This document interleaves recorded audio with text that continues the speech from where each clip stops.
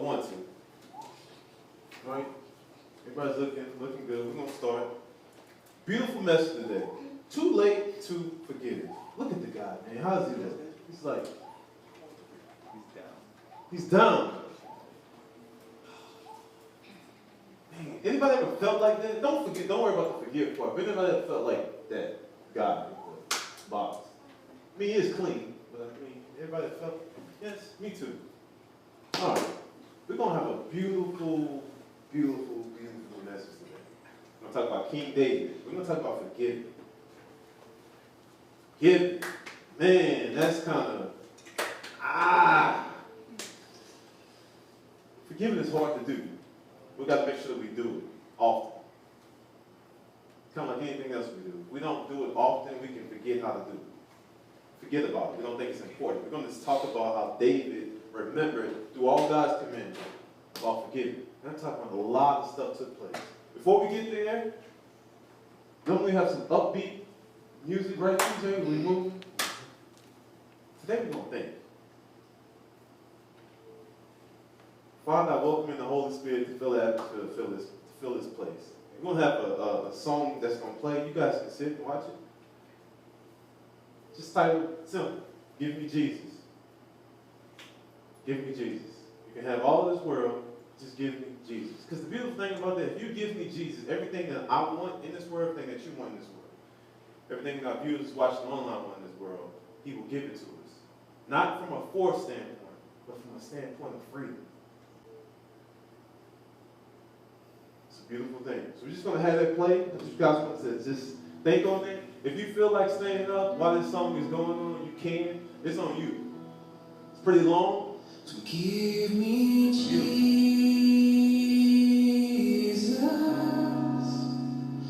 Give me Jesus. You can have all this world, but give me Jesus.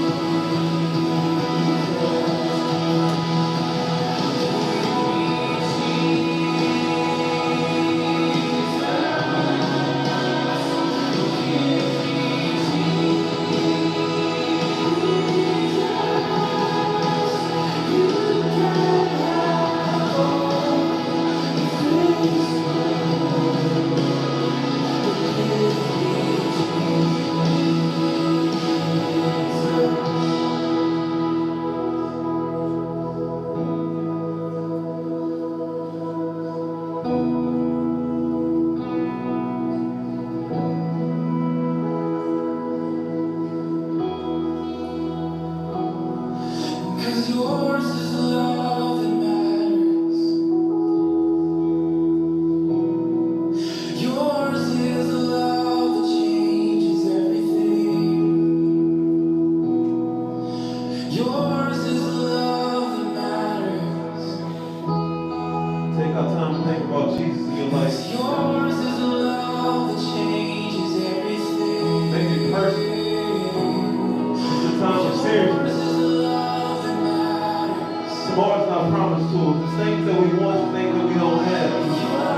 People that want to get close to you, it's the time that you take out time in your heart to speak to the Lord.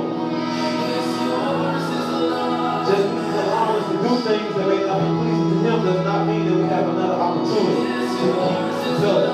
It's time for us to get close and get serious with God. Jesus, fill us up. Fill us up. Fill our hopes. Fill our spirit. Fill our heart. Your love will change everything.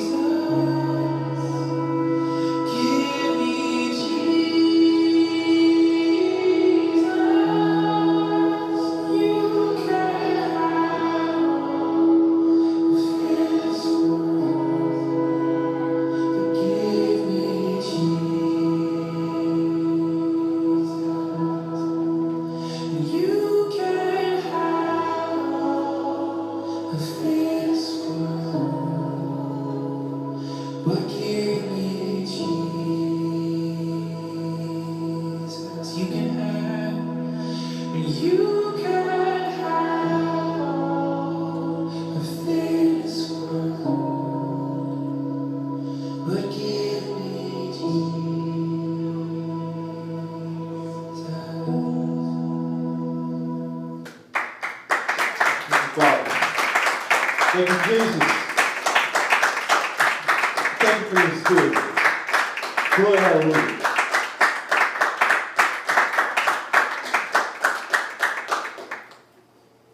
Wow.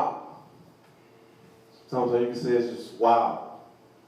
Everybody feeling it? Feeling good? Yes? If that song does not make you think, I don't know what else will. That song does not bring about a change in your mind, a change in your spirit. I don't know what else will. That song played all day, every day, this week in my head. Just give me Jesus. I'm saying I don't want things, but just, if I have him, there's no way I can fail. Because he conquered death, conquered everything. Diabetes, sickness, relationships, addictions, low self-esteem, anxiety, anything that you can imagine. It's done. We're not the first ones to face what we're facing. We're not going to be the last. This is not new to God. This is not new to Jesus. It's new for us.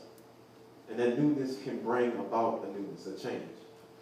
I'm going too late to forgive.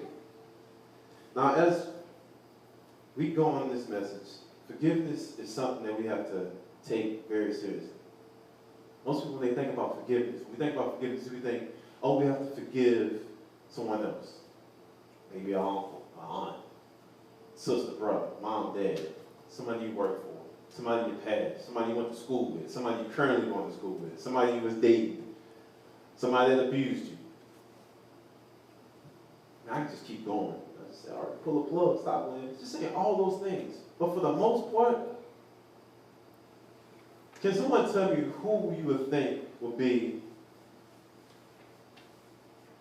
the hardest person that you would have to forgive? Yourself. Boom. Say it again. Yourself. Yourself. Because if you can't forgive yourself, how are you going to forgive somebody else? Or if you think that you don't need to be forgiven, how can you see that somebody else needs to be forgiven? That's what we're going to touch on with David. David was everybody knows David. If you don't know David, David and Goliath, you know David, the little boy who knocked down Goliath, the huge giant, that David. We're going to move forward. David now is a grown man. As you guys say, he's in beast mode. David is battling and beating all kind of people. He's winning. He's victorious. He's not losing. All this, how can someone think to forgive? We're gonna touch on it. Anybody wants to read what's kind of what I have on there? We'll. As decisions are made, trials are finished, our pride is hardened, and our regrets in life continue to surface. The lack of forgiveness becomes justified. In many crafty ways, Satan places traps in our lives so we can evade the moments to forgive and accept forgiveness. When we recognize the patterns, we can break away from the fire, pain, regrets, and fears. How much time is it going to take for us to forgive? So that's when it gets hard. How much time will it take for us to actually forgive? I'll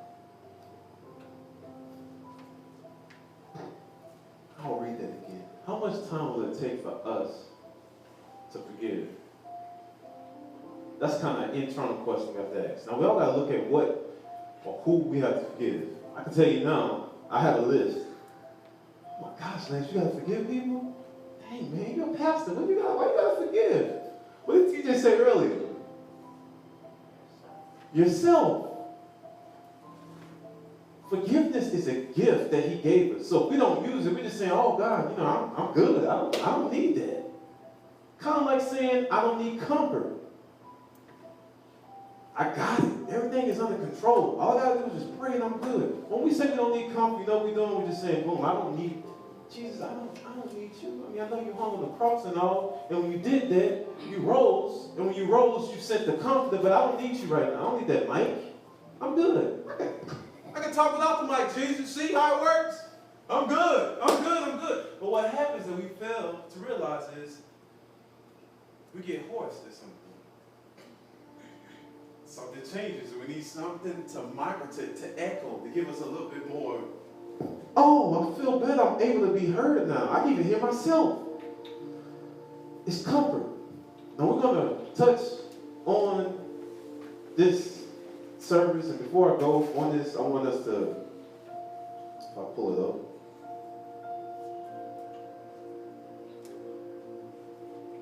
Before we go and read this verse, I'm going to give us just a backdrop. David is at this point. This is David praying. This is his prayer to God. Now notice when he is praying, he is having a conversation. Kind of like what we talk about here. Have a conversation with God. It gets real deep.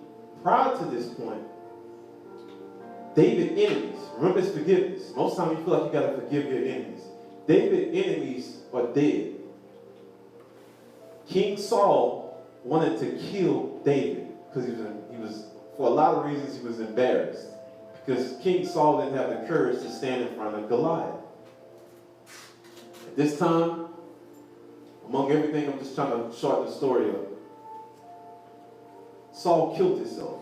He couldn't handle the pressures. The Philistines, which was another group, were attacking him. And he said, I can't do this. God, why are you doing this to me? I cannot handle this. So Saul had a son. He had sons. The Philistines came and they killed him.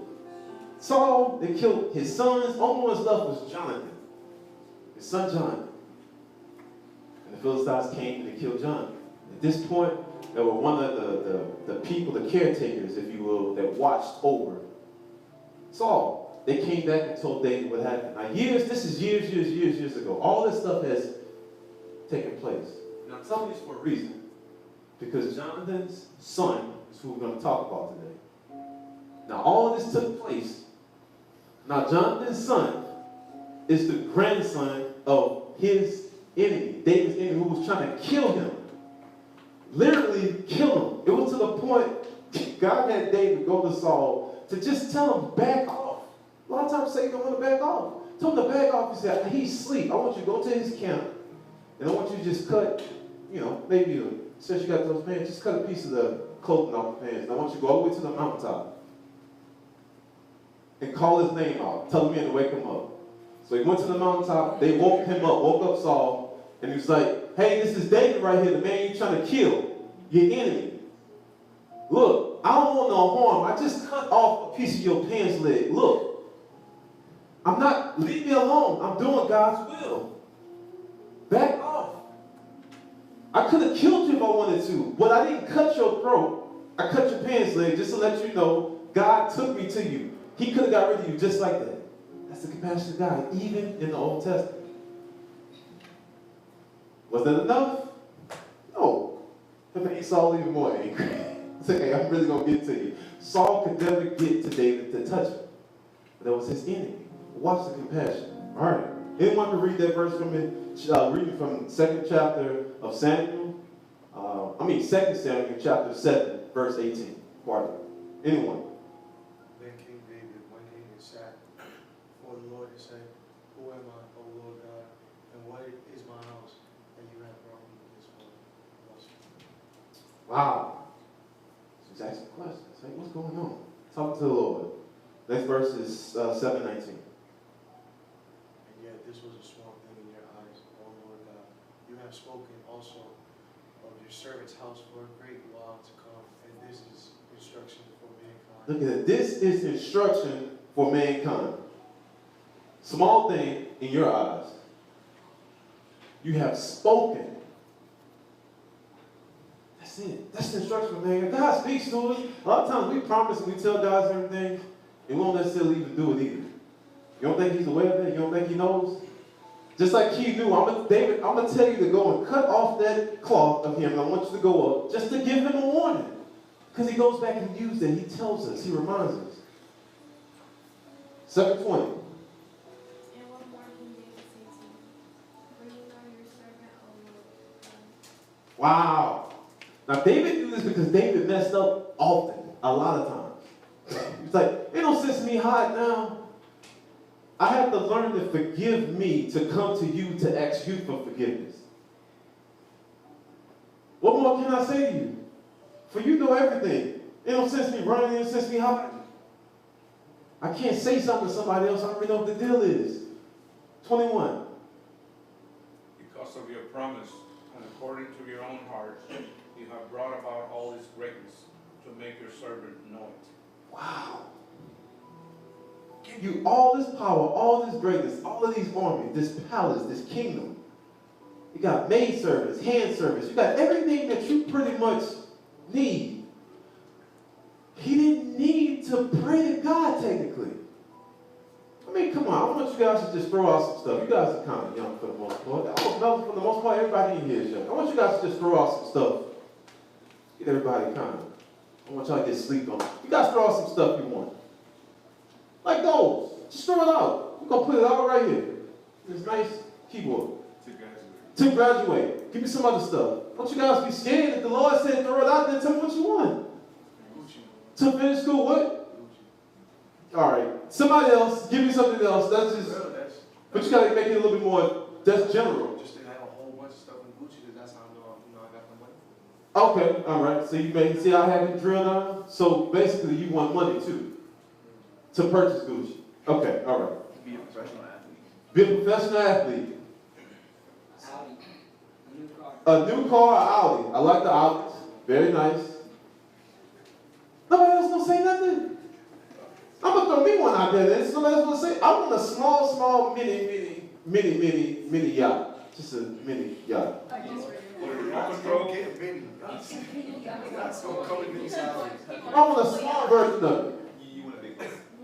A big boat. There you go. Okay, all right. Big boat. I'm throwing it out there, man. You guys gotta put it out there. I want help, you know?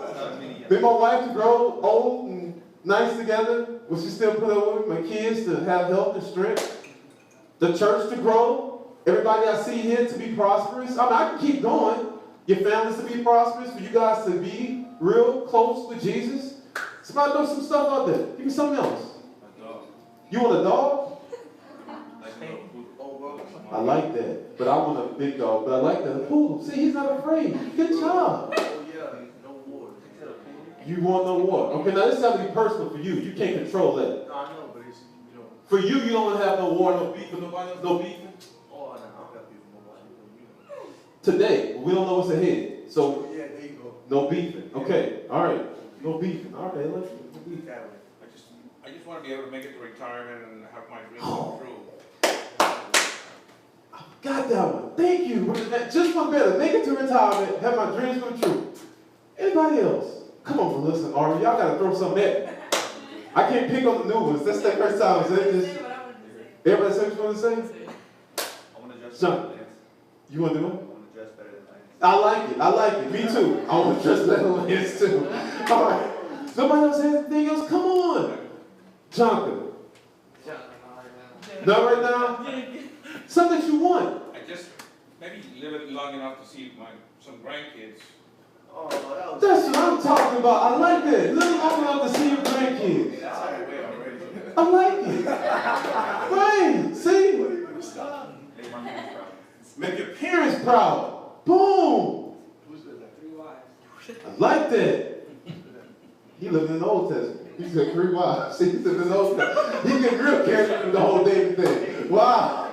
That won't work here. All right. Any. I know we got some people that kind of hold it in and they're going to come out. No. Say. Ultimately, it's to work hard enough so my parents don't have to, so they have everything at ease. You know what I'm saying? Oh. You know what I'm You saying? mean pay us Yeah. back? So to pay back your parents, to have things Not necessarily to pay them back, to make sure that they're good. They're provisions, everything is provided for them. I like that. That's my ultimate goal. You know? I like it because you never know what happened, you know? But anything that happens, what he's saying, no matter what comes, whatever storm that he's facing, the Lord has him prepared to be able to handle it for his parents. That's beautiful. Now see, after we said all this stuff, I want us to think about, David had that already. Everything that we say we want, he had all of that. So just imagine you have everything that you put out that you wanted. It's done. Like right now, where you're sitting at, you already have it. But you still be this humble. I mean, that's what he's saying. You have brought about all this greatness. These are the things that we wanted, the things that we said that were great. You brought all about it to make me know. Next verse. Therefore you are great, O Lord God, for there is none like you, and there is no God besides you, according to all that we have heard with our ears. Look at it. Therefore you are great. As we go in life, we experience things, and we know, I can really attest to this. The more you experience, like there's no way I can naturally or spiritually have what I have. You're going to tell everybody you meet how great the Lord is. You're going to remind yourself. You don't just be walking out of the blue and you just find yourself worshiping, crying for no reason. everything, no problem. Why are you crying? You see people crying, don't necessarily mean it's a bad thing. You guys see me crying all the time. Don't think that, oh my gosh, Lance is going through something difficult. No, a lot of times I'm just so thankful I can't get my words out. You ever get that little frog in your neck? You know, when you, dad is like, yeah. Jody don't know what I'm talking about. Jody, you ever get that frog where it get tight, your neck get tight? You know? That crying? Yeah, you know what I'm talking about. All right, here's give you the guys another scenario. Anybody ever cried to when the crowd was like burning, the tears came out? I know some of you never had that before? See? The team over here is like, yeah, y'all know. But the tears just burn. You never had that? And that's them deep, I call them, that's them deep Prince cries, where you just like touching something, like you just, all right, moving on. All right, 7:24. And you established for yourself your people, Israel, to be your people forever. And you, O Lord, became their God. Take that. You establish yourself, your people, Israel. For us, that means all sons and daughters of God. Forever. Look how it said, O Lord became their God. In other words, there was an awareness. We have to figure out, hey, look, there is a God in heaven. Jesus is real in my life. There is a connection. All things are possible through him. I know this. And I'm standing firm, and I don't care who in front of me, I'm going to tell them this. 25. And now, O Lord God, confirm forever the word that you have spoken concerning your servant and concerning his house, and do as you have spoken. Look at this. Do as you have spoken. So now, that's confirmation. A lot of times when we praying, we're like, man, I get no answer. You know how intimate David was though with the Lord, that he just didn't do this. Most of the time we go when we want to talk to God, we face difficulties. We have something that we deal with. Are we just going to talk to him and say, hey, look, I'm going to talk to you about the basketball game. I'm using this example. Well, hey, I want to talk to you about just kind of like life. Or, hey, you know what? You know, me and my mom and me and my dad, we've been having problems. We good now. So, God, I just want to tell you, man, thank you for what we have right now. What's wrong with it? We don't pause and do that. We don't thank him for the good things. I'm like, I'm thanking him in the back. Faithful when he says every time, like, how you doing? I'm doing good. Life, every time, it's like, and he's serious, he's sincere when he says it. And most people will think, oh, well, I'm taking that for granted. Because this is what he says.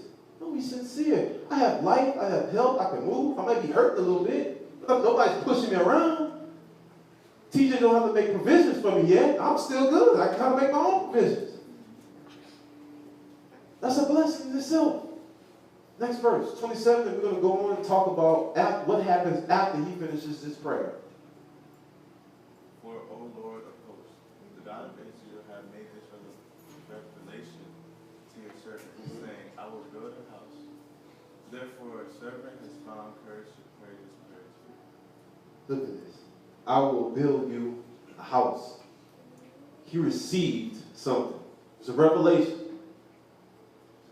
And most people get all excited. I know I'm a huge thing. You get a revelation from God, and you're like, oh my goodness, this is amazing. I heard Jesus speak to me. Y'all are happy. You start texting people, calling people, or you tell somebody what you feel. I know I was like that, gung ho. I told Melissa, I said, man, the older you get, I'm like, okay, I just got to turn this thing down.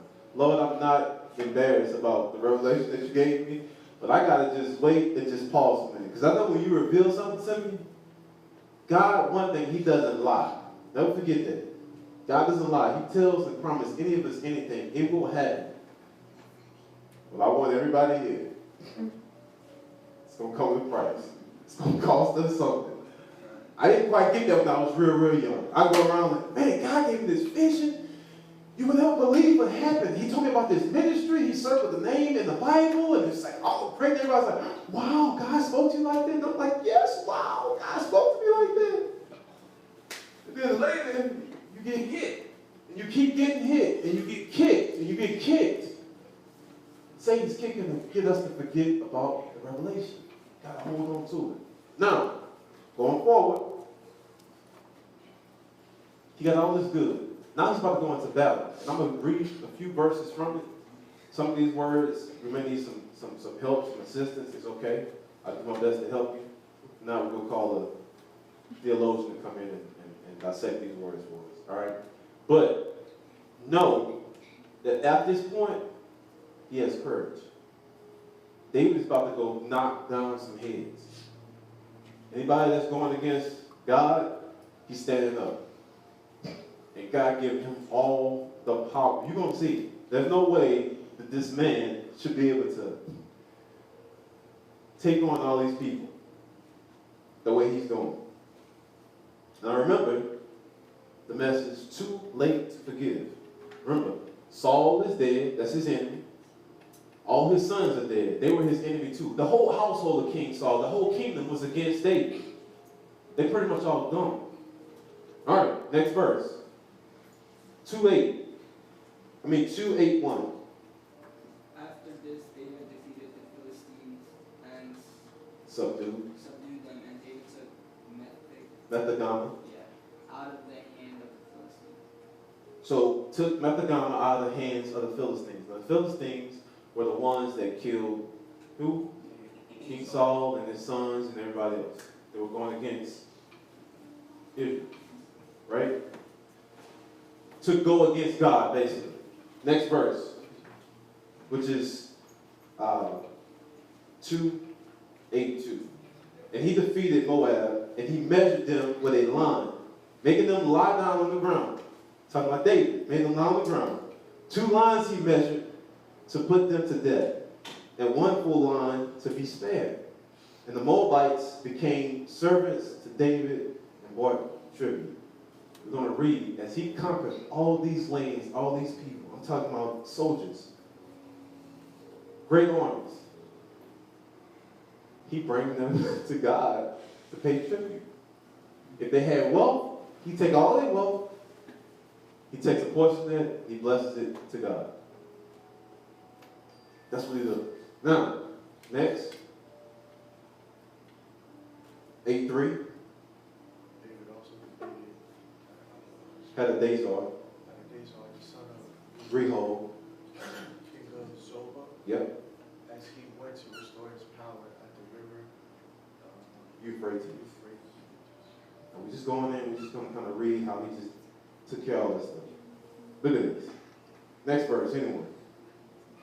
And David took from him 1,700 horsemen and 20,000 foot soldiers. And David hamstrung all the chariot horses, but left for 100 chariots. Left enough for 100 chariots. Now, anybody know what hamstrung is? Now, remember me talking about horses, chariot horses. This is like top of the line. Think of a car, right? Everybody knows Maserati. Did I butcher that right? Did I say it? A Maserati? A Maserati. Everybody knows that. Yeah, I know a car that is. Jaguar. Austin Martin. Somebody throw some other ones out there. Some top of the line. Lamborghini. VW Bug. No. Rolls Royce. Okay, all right. That's equivalent to chariot horses. Now just imagine you having that, right? You have like Jay Leno type, when you got like garage on top of garage on top of garage, and then you just go in, right? And you give everybody you know in the street, homeless people, a bunch of keys, and you go and you just go damage the car. You key it up, you beat it, you tear it down, you vandalize it, you set it on fire. All of them, especially what he did here to these horses. He crippled all of them. And he only left 100 chariots. Out of all they did, he crippled all of them.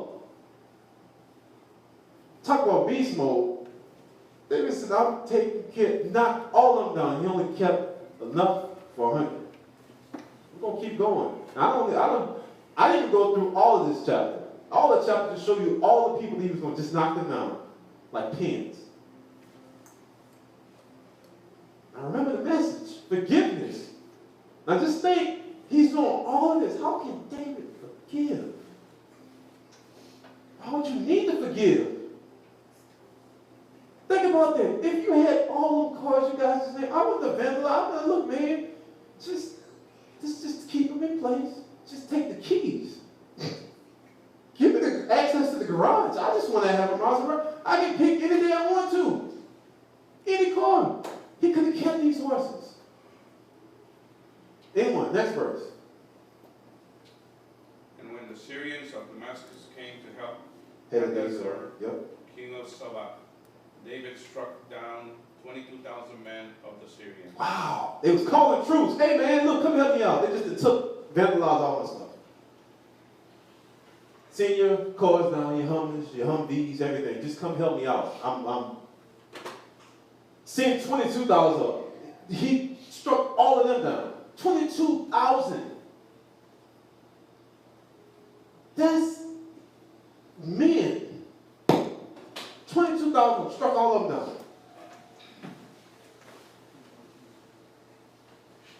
Look at this. Then David put garrisons in the area of Damascus. Now, what garrisons are? So, anybody knows what garrisons are? A group of soldiers. Oh, that's what I'm talking about. That's it. It's basically a camp. It's a group of soldiers over a camp. So it's almost like anybody seen a dog or an animal when they lions do this? What do? They mark their correct. And if you come across, what happens? You get attacked. Boom. So that's what this was. This is what he was doing. So after he beat all these people, he was laying up different. The Lord told him, I want you to set up market territory, set up troops, set up camps. They come through, they done. David put garrisons in Aram of Damascus, and the Syrians became servants to David and brought tribute. And the Lord gave victory to David wherever he went. Look at it. Wherever he went, there was victory. He won. Next verse. Toah. I guess I can read this. I'll go ahead and read it for everybody. So Toah sent his son Joab to King David to ask about his health and to bless him because he had fought against Hadadezar and defeated him. For Hadadezar had often been at war with Toah. And Joab brought with him articles of silver, of gold, and of bronze. Look at that. So everybody hears about what's going on. They hear it because everybody who David was beating, they couldn't beat. They were losing. See how it works? Because David was telling them, I'm doing this because of my God, the God of Israel, the God that's blessing you, everything that you see, everything that you don't see. He wasn't afraid. He had courage to stand up and speak. Verse 11. These also King David dedicated to the Lord, together with the silver and gold that he dedicated from all of the nations he subdued. Now, I'll kind of go on this and we'll notice as you guys get blessed, because you guys will, as you get older and stuff, things start to grow. He was talking about Gucci and all these other things. To have Gucci, you got to have money. Don't forget about the Lord. You guys bless the Lord. And I'm not saying because you go to this church. You can go to any other church. As you grow, and I sincerely mean this, you pay 10% of your portions to the Lord, which is your tithes. Trust me, it works. I've been unemployed. I've been everything you want to name. I've never been without. Either it was given to me, it was blessed to me, or miraculously it just showed up. Take care of the Lord will take care of you. All of it belongs to him anyways. If we die tomorrow, we can't take nothing that we own. Nothing that we think we own. We're going to leave the same way we came.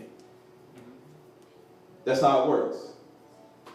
Keep that in mind. I'm not saying that because I want your money. I'm saying it because I want you guys to be blessed abundantly. It works. God sees everything. Give him, bless the storehouse. Give him 10%. This is what David did. Now, David didn't always do this. David had to learn this. But he took it and he kept going as he grew.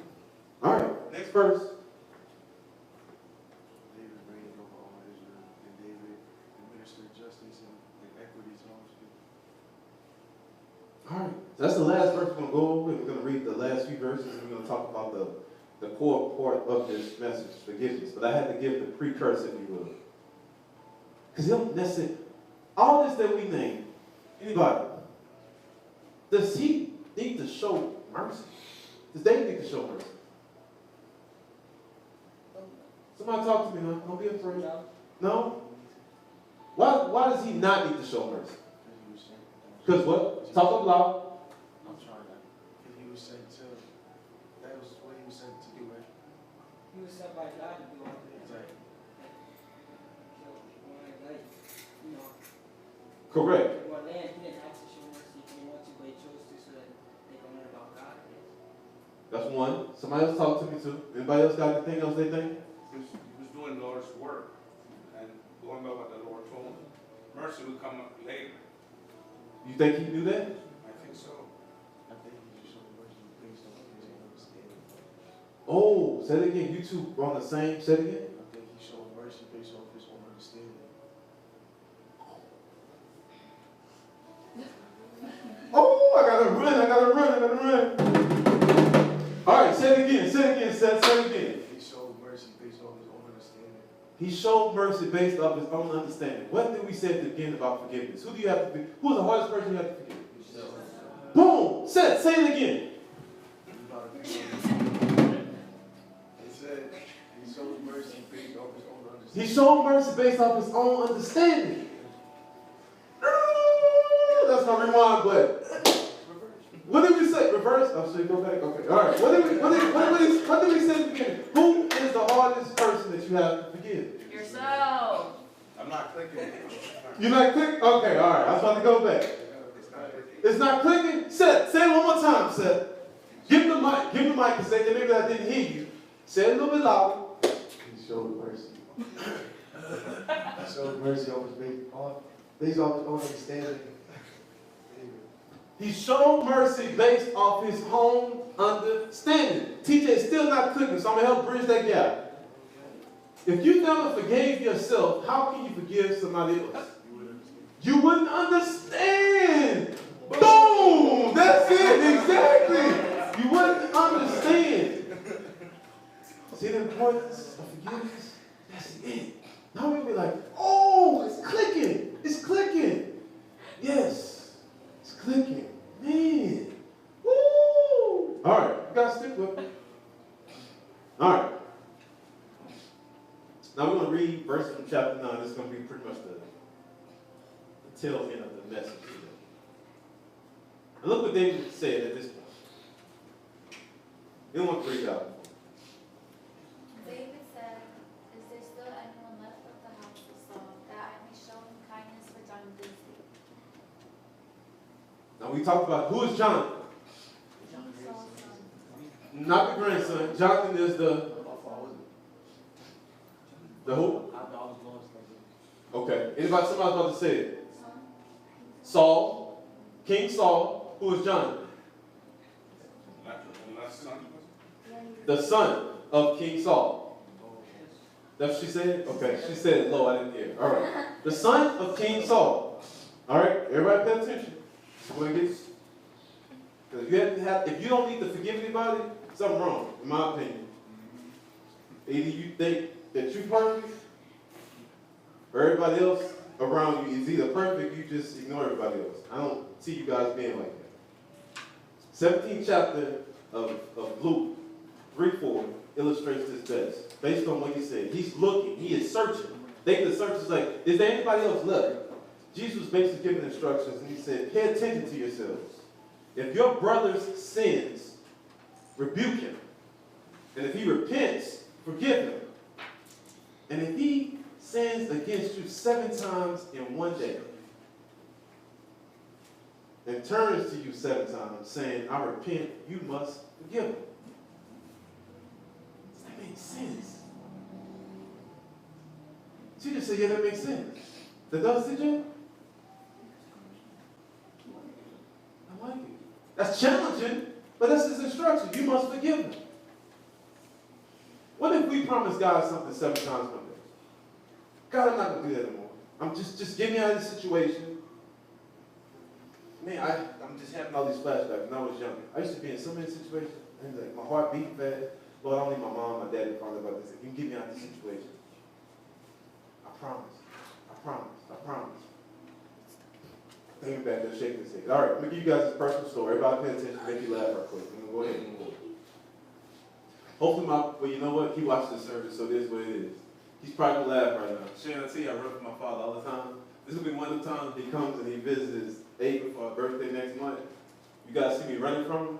This is why. I'm about to share something that he don't think, I don't think he knew about. So, here we go. It's coming out. You guys are first to hear it. I don't think Melissa even heard this story. So, TJ, you ready for it? So my very first car that they gave me, I got out of high school, and I had this nickname that they called me. I don't want you guys to tell me what this nickname, I'm not going to say the nickname. But they put this nickname as an embarrassing nickname. They gave me this nickname my whole life. It was embarrassing. They put this on the front of my car. Right?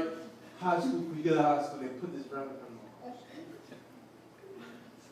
car. I thought I was cool though. You know what I'm saying? I had me a little Nissan post off with the T-tops, the headlights that flop, you know, flip up in the front. All right, yeah. Hey, you know what I'm talking about? Yeah, exactly. Had some hubcaps. They used to keep them clean though. Wasn't real, I kept them clean.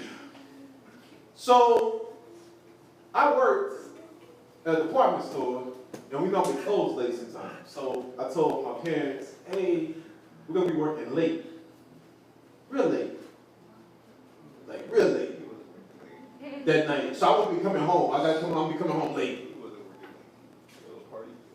So, I didn't close that night. I worked night, but I got up at 7. So, I left driving to this girl house. So, I'm driving, and it's raining.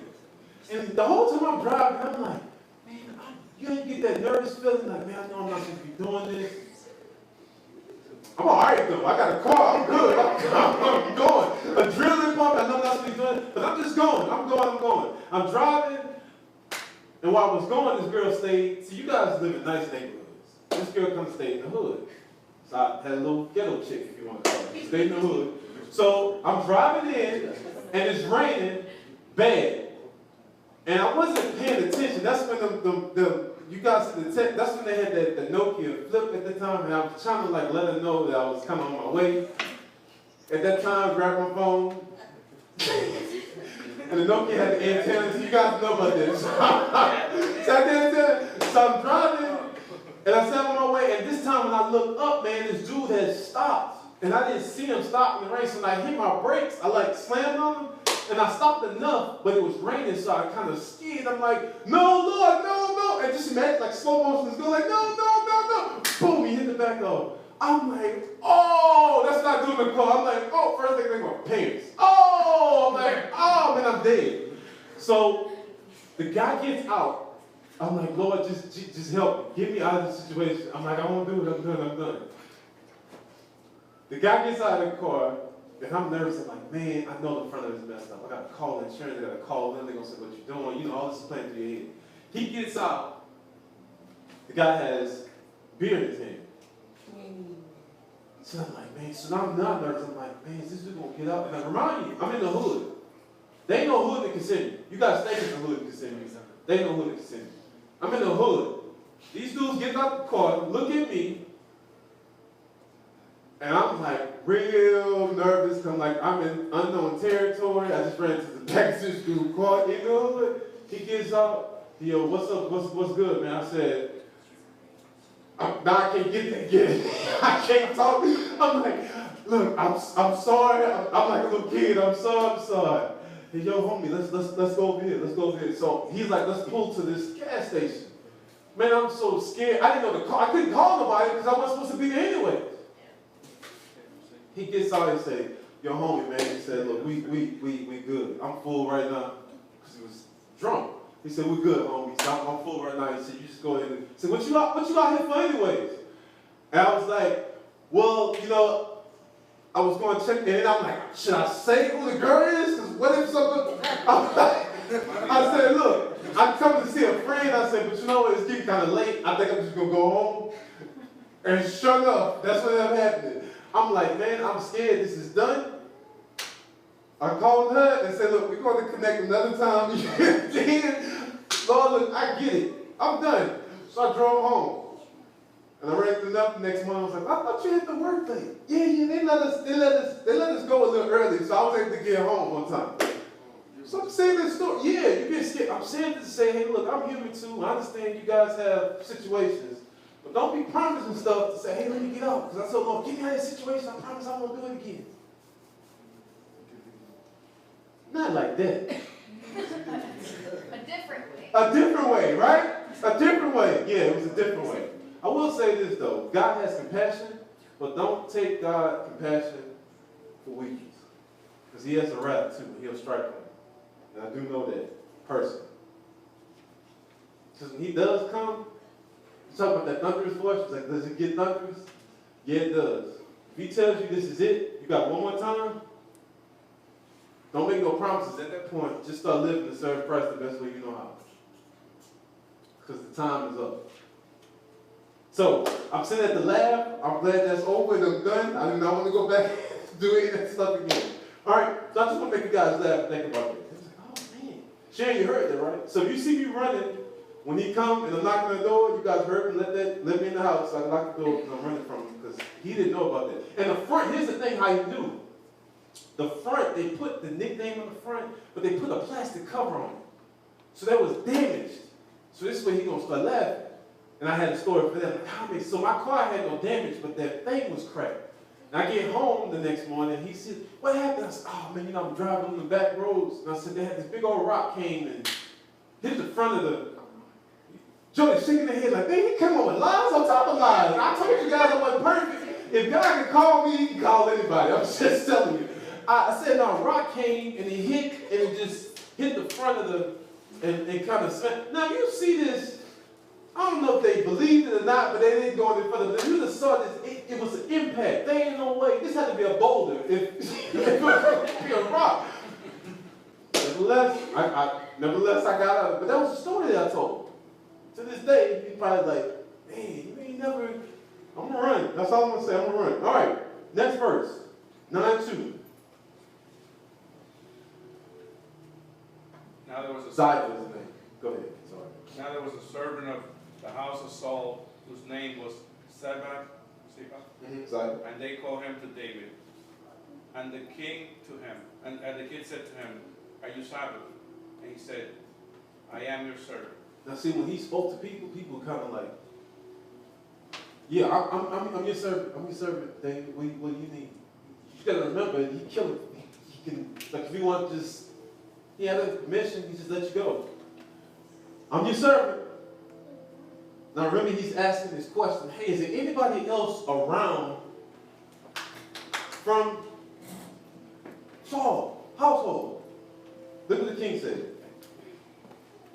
The king said, is there not still someone of the house of Saul that I may show kindness of God to him? Ziba said to the king, there is still a son of Jonathan. He is crippled at his feet. He is crippled at his feet. That's still a son. Now, he's asking this because he called this guy Ziba because Ziba knows he's in that household. So he said, hey, look, go fetch him. Is there anybody else who I can show God's mercy? So I asked that question, I said, is it too late to forgive? Do we know anybody who can forgive? All this time, we're talking about the grandson. You know how long this took? The grandson. Everybody else is gone.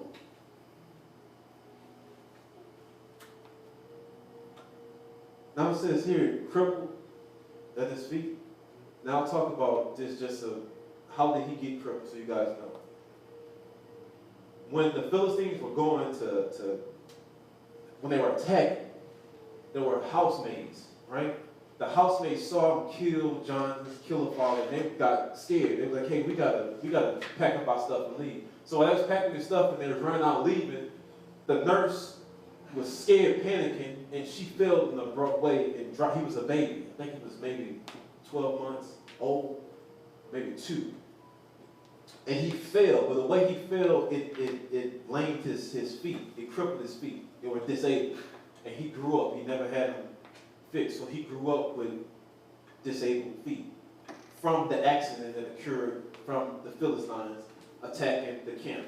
Right? So that's what that means when you see. And that's why the Bible specifies his crippled feet. Like it's not just, oh, that didn't tie. That's why it ties. Because they know he was running. The nurse was running. He got crippled that way. And this guy is saying, because, hey, why are you calling somebody that's disabled?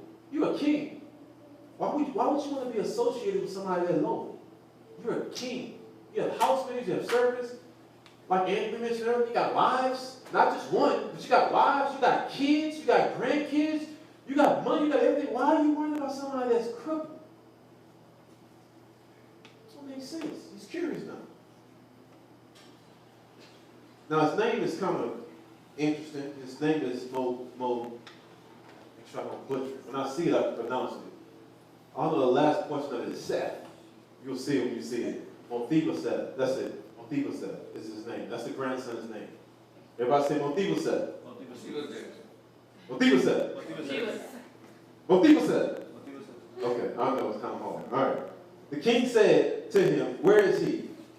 And Ziba said to the king, "He is in the house of Maker, the son of Melchiel, at Lobedad."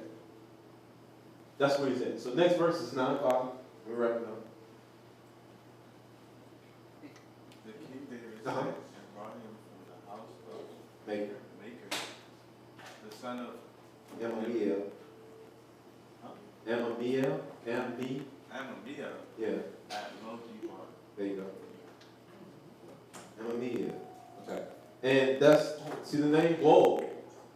What did I tell everybody to say earlier? What's the name? Somebody said it right. So it is. No.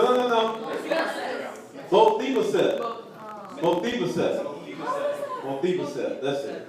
It's Mephibosheth. Mephibosheth. All right. It's Mephibosheth. Mephibosheth. Mephibosheth. Seth. Like Seth. Just call me Seth. Yeah, chef. I know, but that's solid. Mephibosheth. Mephibosheth. Just call me Seth. Almost. Not with a heavy tongue. All right. And Mephibosheth, the son of Jonathan, son of Saul, came to David and fell on his face and paid homage. In other words, he bowed down to him. And David said, "Mephibosheth." And he answered, "Behold, I am your servant." In other words, he said it with high energy, demanding, "I am your servant." David said to him, anyone, somebody read that one. I want to read that one. Since we don't have David it. said to him, "Do not fear, for I will show you kindness for the sake of your father Jonathan, and I will restore you all the land of Saul your father, and you shall eat at my table always." Okay. This man is his David's enemies. He's the son of the grandson of David's enemy, the king. And he was looking. David didn't need to show this kindness, but what did we talk about earlier? He experienced something. Understanding. Look how he said, "I will restore to you all the land of your father, your grandfather Saul. And you shall eat at my table." This is a disabled, crippled man. You got everybody else that's above him, and he finds the grandson. Next verse. And he paid homage. And he paid homage and said, "What is your servant? What is your servant that you should show regard for a dead dog such as I?" In other words, I'm crippled. Kind of, I'm crippled. You sure you want to, like, why? Why are you doing this? Like, I don't have a crown on my head. I'm not King Arthur. I'm a grandson. Yeah, my grandfather was King Saul, but I can't even be a king. If you gave me, I'm crippled. Why are you doing this? Why are you showing me forgiveness? Now, thinking back, you didn't think, why would David even think it was important? I mean, it's long gone. His enemies are dead. Why would he still, I mean, everybody think about it. Just think about that for a second. His enemies are not naturally living. God is blessing, still blessing. He has everything he needs. But he still looked to show mercy of God. Why? Maybe I just kind of gave the answer out, but yeah, that's it. But he showed everything else, but he showed that part. He showed the power of God. He showed the blessings of God. See all the attributes of God that he showed, but he was so determined to find and know more of God. We sing that song a lot. Set a fire on myself. I want more of you, Lord. I want more of you. When we sing that, we're really meaning, I want more of you. to know more of you, to know everything about you, not just for me to be selfish about it, but to expand, to bless others with. That's what he was doing. I need to write this down and bless and show others. It's not too late to have mercy. It's not too late to forgive. Whether somebody's alive, whether somebody is dead, whether they're in your peripheral or when you don't think you're going to see them for the next 10, 15 years, or months, or days. We still have time to forgive ourselves, others. 2:9. Look how he just goes and he blesses them. Look what he does then. Anyone? Then the king called Ziba, Saul's servant, and said to him, all that belonged to Saul and to all his house I have given to your master's grandson. Wow. Now who should have had it? It should have been him. This is Saul, the grandfather's servant. And David just went just trumping on top of that. What, does that make sense?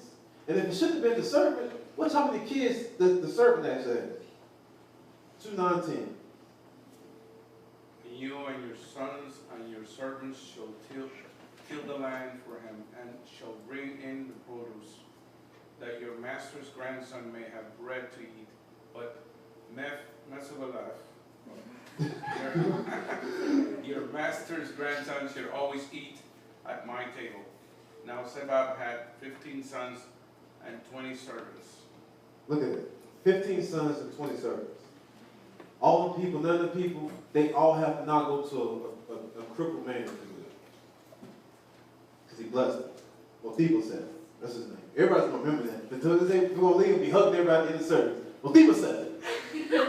Mephibosheth. God bless you in the name of Jesus. Mephibosheth. That's what we're going to be doing. All right. So, next verse. 2, 9, 11. Then Ziba said to the king, according to all that my lord the king commands his servant, so will your servant do. So Mephibosheth ate at David's table, like one of the king's sons. Okay, ate at the table. And Mephibosheth had a young son, whose name was Micah. And all who lived in Ziba's house became Mephibosheth's servants. Just like that. Blessed. See, when we forgive, we break chains. We open up doors for other folks, other people. We all are sons and daughters of God. It's never too late to forgive. I'll say it again. It's never too late to forgive. Whether they in close proximity like these keys, or they light years away, or they down the street, years away, years ahead, years behind. Does not matter. Read this last verse. We're going to go into closing out the service today. We're going to think on this as the song plays. We're pretty much done for today's service. Someone wants to read? So Mephibosheth Yep. lived in Jerusalem, for he ate always at the king's table. Now he was lame in both his feet. Look at it. Came back. Scripture just let us know, hey, nothing changed. He's basically right underneath right next to the king. Everything that David does, all provisions, all wealth, all land, natural things, he took care of. He blessed them. You have to bless people. Now, I personally, as this song plays, no longer slaves or fear. I'm a child of God. I want all of us to stand and worship a little bit. So everybody can stand now. Get everybody on their feet. As we stand and we worship with this song, I want us to think on anything that we need to ask God to forgive us for, anything that, or anyone, past, present, that may have been in our lives that we need to ask God forgiveness for. Because it may be just what we have to forgive them, to open up doors for God to speak into their life. Maybe somebody needs to be saved. Maybe it requires forgiveness on our end. Just think, if David didn't take out, if he wasn't diligent to search and seek, would there have been salvation for this grandson? We all need it. Amen. So let us continue to keep that in mind as we think on that this morning. Fear you can't take our soul away. Let's sing a little louder than we've ever sung before. Let's see a little clearer than we've ever seen before. Let's fly a little higher than we've ever been before. There's heights and depths and lengths and breadths of His love to discover today.